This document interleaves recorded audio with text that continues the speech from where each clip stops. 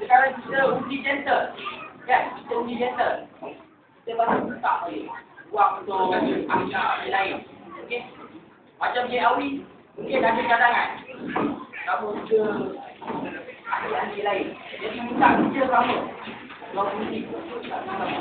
Jangan kita buat ujian ni. Bila orang tu menang, orang pun berkuasa. Bukan. Apa kata yang orang sama. Dia pun rasa tak berkuasa. Dia sama.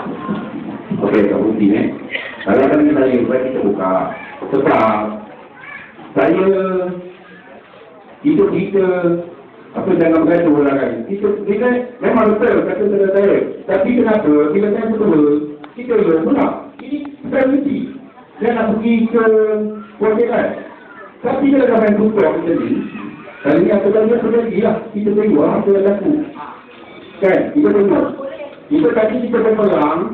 Kita berpegang dengan Rudi. Kali ni kita berpegang dengan petunjuk. Awak tak? Tadi.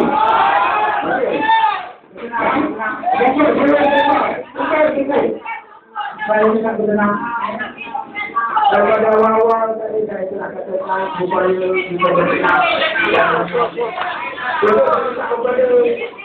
Kalau kita dia kalau kita berjaya. Apa kalau kita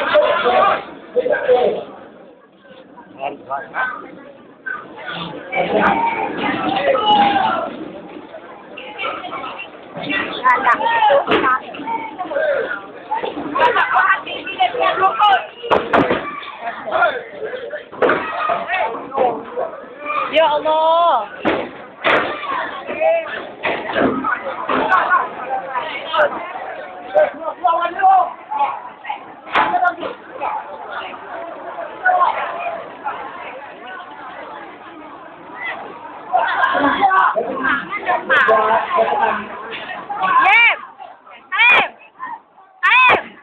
Tổ tengok dalam.